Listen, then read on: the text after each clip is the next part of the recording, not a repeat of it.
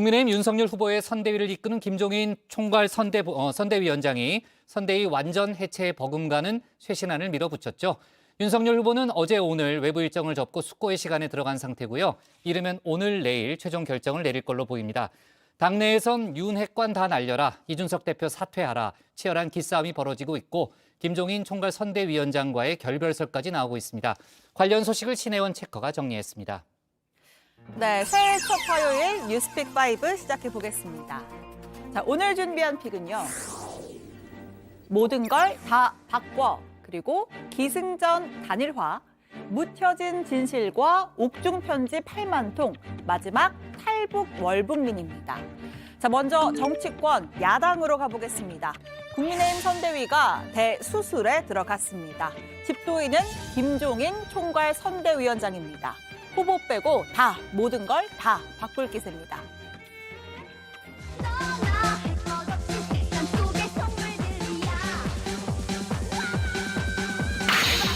과감하고 파격적인 쇄신이 필요합니다.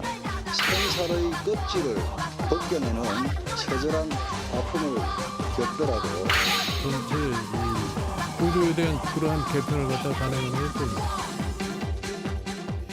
네, 이렇게 집도의 김종인 총괄 선대위원장이 칼을 잡았습니다. 컨셉은 절제술인데요. 이 체중 감소를 위해서 위를 줄이는 것처럼 선대위의 핵심 축인 후보 비서실과 6본부를 해체 조정하고 15곳이 넘는 소위원회 중에 절반 이상을 없앨 것으로 보입니다. 더 이상 내머드 선대위는 없다는 선언입니다. 후보한테 선대위 개편을 사전에 동의를 구하지 않았다는 얘기도 있는데요. 내가 동의를 구할 필요가 없어. 내가 뭐 판단하는 기준에 의해서 내가 얘기를 하는 거지. 반드시 뭐 후보한테 얘기를 들 바에 내가 총괄 선대위원장이라는 위치 자체가 아무 의미가 없는 거 아니야? 네, 김종인 위원장은 매일 아침 국민의힘 당사에서 선대위 회의를 주재했습니다. 하지만 오늘 회의장에는 김 위원장도 윤석열 후보도 찾아볼 수 없었는데요. 김 위원장은 당사가 아닌 서울 종로의 개인 사무실로 출근했습니다. 오늘 중에 아마 윤석열 후보가 거의 다 결정을 할 거예요. 근데 개편에 대해서. 직접 이야기를 후보와 나누시죠? 어저께 이미 다 얘기했는데 무슨 더 얘기할 게 없어. 그러면 이제 총괄 상황본부 일원화 체제로 간다는 말씀이실까요? 아마 그렇게 될 가능성이 있어요. 네, 정치권은요, 김종인어로 불리는 김 위원장 특유의 화법이 있습니다. 김 위원장의 발언을 3단 논법으로 한번 풀어볼까요?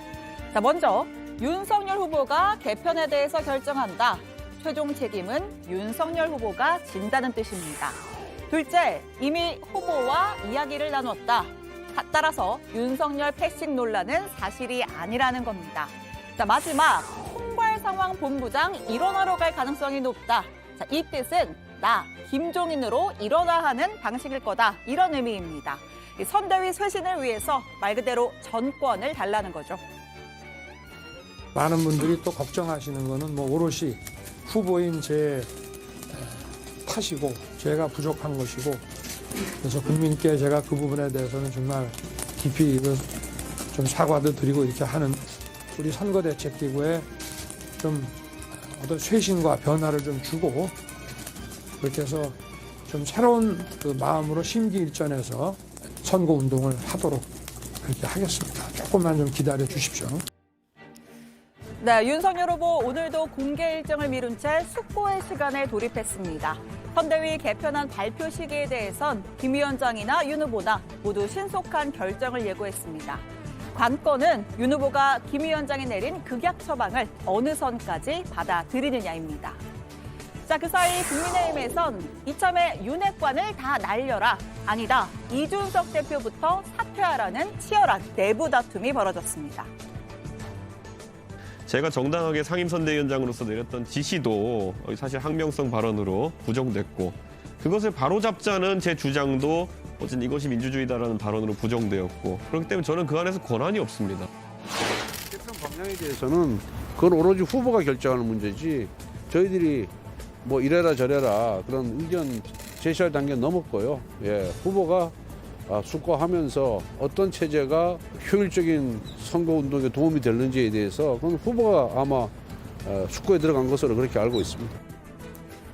자, 이준석 대표를 둘러싼 사퇴 공방은 잠시 후에 전다빈 상황실장이 자세히 짚어드릴 예정입니다. 당내에서는 후보 패싱 또는 상황 김종인을 우려하는 목소리도 적지 않은데요. 어제 김 위원장의 이 발언이 기름을 부었습니다. 제가 후보 보고도 이렇게 얘기를 했어요. 내가 당신의 비서실장 노릇을 선거 때까지 하겠다. 내가 뭐 선거 총괄 선대위원장이 아니라 비서실장의 노릇을 할 테니 후보도 태도를 바꿔서 우리가 해준 대로만 연기만 좀 해달라 이렇게 부탁을 했습니다. 자, 내가 감독 역할을 할 테니 후보는 주연 배우로서 연기만 잘하면 된다는 이야기입니다. 과거에 수차례 킹메이커 역할을 해본 노장 감독의 자신감일까요? 이런 말도 덧붙였습니다. 후보가 선대위에서 해주는 대로 연기만 잘할 것 같으면은 선거는 승리를 할 수 있다고 저는 늘 얘기를 합니다. 국민의 정서에 반하는 선거 운동을 해서는 절대로 선거는 이기지 못합니다. 후보가 자기 의견이 있다 하더라도 이것이 국민의 정서에 맞지 않는다 하면은 그런 말은 해서는 절대로 안 됩니다. 자, 이 발언을 두고 민주당에서는 윤석열 후보가 허수아비 껍데기라는 걸 자인한 발언이다라는 비아냥 섞인 비판이 나왔습니다. 김종인 위원장의 의도가 뭐였든 수습이 좀 필요해 보이는데요. 그거는 배우에 대한 배우 비하 발언이죠. 연기자들이 다 허수아비니까 좀 더 준비되고 정제된 발언을 하는 게 좋겠다는 이야기죠. 선대위를 영화 감독에 비유하고 후보자를 배우처럼 그렇게 비유를 해서 역할 분담을 계속 규정하는 이야기가 있었고 그런 연장선에서 이야기한 거거든요. 여당에서 악의에 찬 모략과 공격을 하던데 저는 그냥 비유적으로 써오던 용어라고 생각합니다. 네, 이어지는 두 번째 픽도 야권의 이야기입니다. 기승전 단일화로 잡았는데요. 자중질환, 데드크로스, 제1야당에게 닥친 연이은 악재 때문일까요? 야권 단일화 이슈에 슬슬 불이 붙고 있습니다. 지금 위기가 겹치고 있기 때문에 윤석열 후보 입장에선 단일화가 필요할 수도 있겠습니다. 저희 JTBC와 글로벌 리서치에서 윤석열, 안철수 두 후보 단일화 찬반 여론을 물어봤더니요. 이 찬성 42.4%, 반대 42.9%로 비슷했습니다. 그런데 윤 후보 지지층으로 국한해 보면요. 찬성 응답 83.7%로 압도적으로 높았고요. 반면 안철수 지지층은 찬반 여론이 보시는 것처럼 소수점 차이로 팽팽했습니다. 네, 말인즉슨 안철수 후보 지지층보다 윤석열 후보 지지층에서 더 야권 단일화를 원하고 있다는 겁니다. 하지만 단일화를 원하는 것과 누구로 단일화가 되느냐는 전혀 다른 문제입니다. 자, 여야 전체 유권자를 상대로 야권의 단일화 후보 누가 더 적합하냐고 한번 물어봤습니다.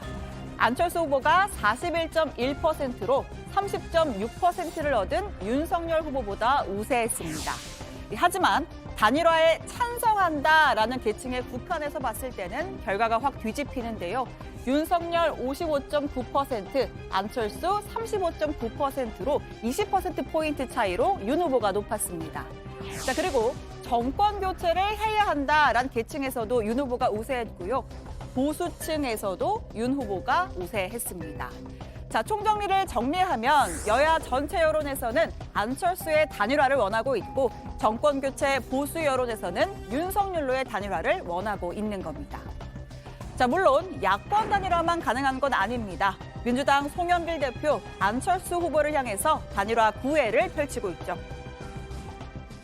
안철수 후보의 좋은 아이디어 같은 거는 많이 수렴을 해서 과학기술 발전에 기여할 수 있도록. 이거 이미 여러 번 밝혔습니다만 헛된 꿈 꾸지 마십시오.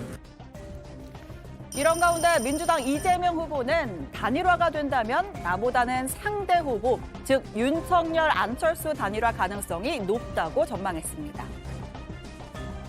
네, 왜냐하면 윤석열 후보의 지지층들이 이탈해가지고 이제 안철수 후보 쪽으로 조금씩 이전해가고 있는 상황이라 아무래도 그쪽의 가능성이 좀 높을 가능성이 있다고 보고요. 네.